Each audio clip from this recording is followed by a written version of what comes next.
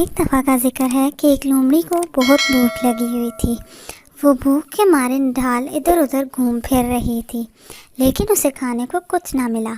आखिरकार वो मायूस होकर एक दरख्त के नीचे बैठ गई और दिल ही दिल में सोचने लगी कि यहाँ तो खाने के लिए कुछ भी नहीं और मुझे भूख भी ज़ोर की लगी हुई है। क्या करूँ कि अपना पेट भर सकूँ? क्या करूँ?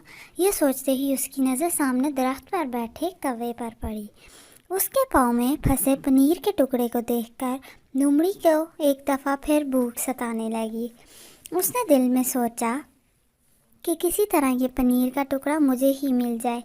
क्या मैं ऐसा क्या करूं कि कौवा अपना पनीर का टुकड़ा मुझे दे दे। लोमड़ी ने कौवे को बेवकूफ़ बनाने की तरकीब निकाली और वो कुछ सोचकर कौवे के पास गई और बोली, अरे कौवे भैया, मेरी नज़र जैसे ही अपने भाई कौवे पर पड़ी, मैंने सोचा जाकर सलाम कर लूँ। कौवा बेवकूफ़ ज़रूर था, लेकिन वो लोमड़ी को काफ़ी देर सोचते देख चुका था, इसलिए जल्दी से बोला, चल झूठी, मुझे देखकर घंटे सोचने के बाद तुम्हें अपने भाई कौवे का ख्याल आया। चल झूठी, मैं नहीं बातें करता।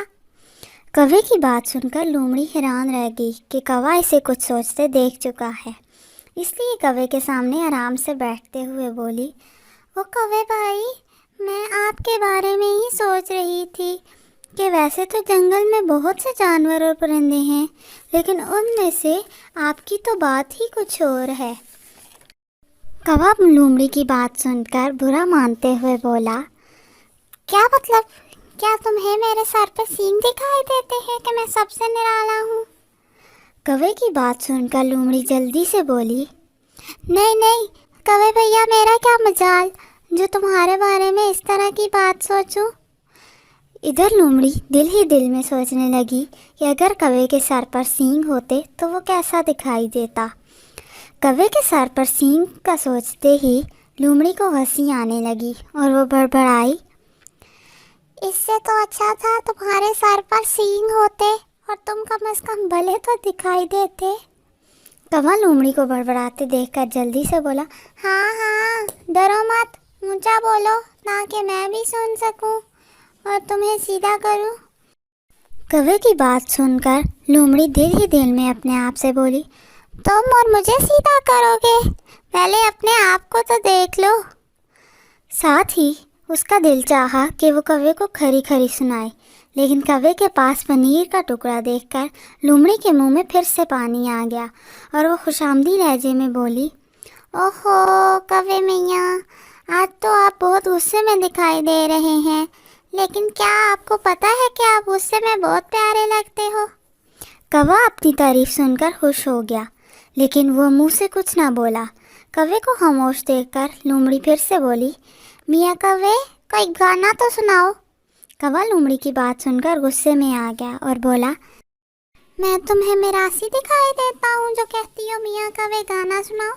लोमड़ी कौवे को एक दफ़ा फिर से गुस्सा होते हुए दिल ही दिल में खुद से मुखातिब होकर बोली, ये तो कोई गूंगा ही है जिसे पता ही नहीं चल रहा कि मैं इसकी तारीफ कर रही हूँ। लेकिन वो अपनी मायूसी छुपाते हुए बोली, वो बात दरअसल ये है कि तुम्हारी आवाज़ बहुत सुरीली और रस भरी है और जब तुम काएं काएं करते हो तो तुम्हारी आवाज़ कानों को अच्छी लगती है। ऐसा लगता है जैसे तुम कोई गीत गा रहे हो। कौवा मगरूरी से बोला, हाँ, मुझे पता है मैं क्या हूँ और मेरी आवाज़ क्या है, मुझे याद करने की ज़रूरत नहीं है। कौवा मज़ीद कुछ याद आने पर बोला, और पहले तो तुम कहती थी कि मेरी आवाज़ से सर में दर्द होता है, ये आज अचानक तुम्हें मेरी आवाज़ कैसी अच्छी लगना शुरू हो गई। ए लोमड़ी, सच सच बताओ क्या माजरा है।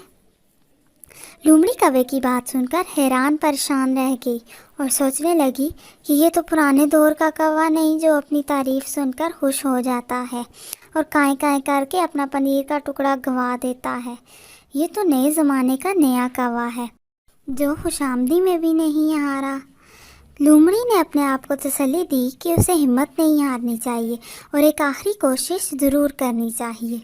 लोमड़ी फिर से बोली, माजरा क्या होना है, मुझे तो तुम हमेशा से ही प्यारे लगते हो और देखो तो تمہارے پر کیسے حسین اور چمکیلے ہیں، اور جب تم اڑتے ہو تو ایسا لگتا ہے جیسے ساری دنیا تمہارے قدموں میں ہے۔ کوا لومڑی کی باتوں سے اکتاتے ہوئے بولا، دیکھو لومڑی، میرے پاس تمہاری یہ خوش آمدی باتیں سننے کا وقت نہیں ہے، اور یہ تمہاری بھول ہے کہ جیسے ہی میں اڑوں گا یہ پنیر کا ٹکڑا تمہیں مل جائے گا، اور ایسے بھی یہ میرے کھانے کا وقت ہے، جاؤ اور مجھے تنگ نہ کرو۔ کوا مزید بولا، ہاں اگر تم سیدھے طریقے سے پنیر کا ٹکڑا مانگتی تو میں دے دیتا، لیکن اس طرح میری جھوٹی تعریف کر کے تمہیں کچھ حاصل نہ ہو سکتا۔ لومڑی کوے کی بات سن کر بہت شرمندہ ہوئی اور اپنا سا منہ لے کر وہاں سے چل دی۔ اس کہانی سے ہمیں یہ سبق ملتا ہے کہ ہمیں ہر وقت ہر کسی کو لالچی اور خوش آمدی نہیں سمجھنا چاہیے، اور ہم سیدھے طریقے سے بھی بات کر کے اپنا فائدہ حاصل کر سکتے ہیں۔